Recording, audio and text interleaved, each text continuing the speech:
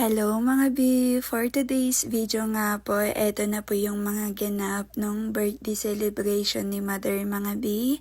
Kaya tara, samahan nyo ko. Hoy, samahan nyo kami. Bale, eto pala yung dahilan kung bakit ako naiinis sa kapatid ko mga B. Oo, nung nasa may agoo kami, ayan pala, hindi ko akalain na meron pala ako ngayon mga B. Oh my God! Hindi ko alam kung saan ako nagkaroon banda, ganon. Iniisip ko nga, hala, baka nung nasa biyahe pa ako, meron na to, gumaganon ako. Baka nung nasa may agoo na ako, meron na to, hala, ano ba yan? Hala, sorry na po, hindi ko po talaga alam mga B, pasensya na ha. Normal lang naman po yun eh, charis. Hala, ang taba ko na. May tabs. Again, Joe. Tcharan! Picture tama. Come here. Dito na, Toy ni Ma. Picture ta kay Toy. Wata. 1, 2, 3, smile. Sapay, labas ngipin. Alam mo, nakalabas na dati sa akin. 1, 2, Ma, ang tama pa yata 1, 2, 3, smile. Adi nga naman, Jikay, tag-picture kami nanay tayo kasi mas maganda ang view dito. Akin na. Siya nalatan nga kikan.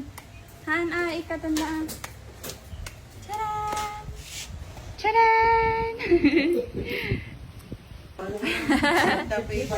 Kimber, pili ko yan. 1, 2, 3, smile! Makita ang tatikik. Tapos, basta. 3, smile. Ismail nga dati. Ginagawa. Ayun mga B, bali nagpicture lang naman po kami ni Mother. Tapos ayan, syempre pipicturean ko din po sila. Hoy, hindi pwedeng walang picture mga B, yan yung hilig ko eh, no? At ayan, syempre magpipicture din kami. Hala, masaya ako kasi andito ako. Ano ba, hoy, alam niyo ba? Kahit nawala yung mga handaan na yan, basta andito ako, masaya na ako. Oo, ganun din sila.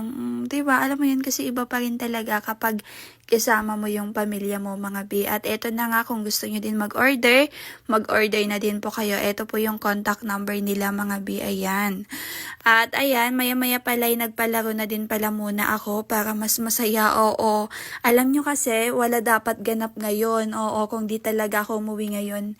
Walang ganap ngayon mga B. Bali sa Sabado dapat yung celebration. Kasi nung Sunday, bago ako pumunta sa boarding, na pag-usapan na namin na paano yung celebration dun sa birthday ni nanay, ganyan, kasi nga po Thursday yon, September 12, may pasok ako, ganun. Tapos sabi ko naman, i-update ko sila ng Wednesday ng gabi. I-update ko sila kasi nga nag-aalanganin pa ako, baka matuloy yung defense namin, tapos may klase pa ako, ganun. Kaya ayun, hanggang sa dumating na nga yung araw na to mga B, eto na nga, hala, sa hindi talaga inaasahan mga B. Na, oh my God, sumang-ayon po talaga yung sitwasyon para sa akin, para makauwi ako dito, para makapag-celebrate.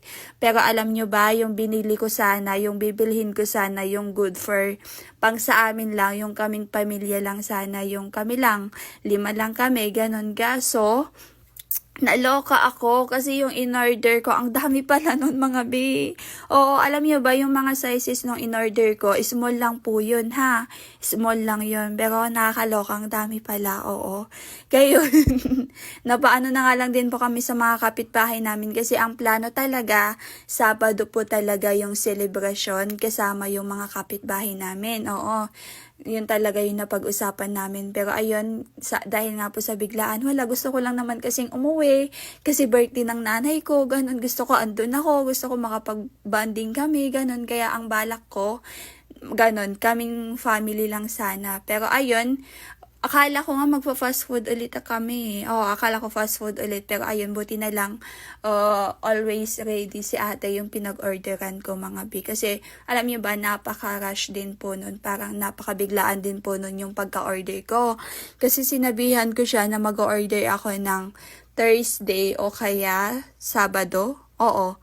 Oo, Thursday o kaya Sabado. Tapos ayun, sakto naman nung Thursday ng umaga yun na i-message ko si ate. Tapos ayun, nakapag-order pa naman ako kasi hapon naman na nung mga alas 3, ganon, nag-meet up kami sa May Agoo. At ayun na nga mga B, diba? Akalain mo yun, yung akala ko na kaming pamilya lang, gano'n, na i-celebrate pa namin kasama yung mga kapitbahay namin, di, mas masaya, oo.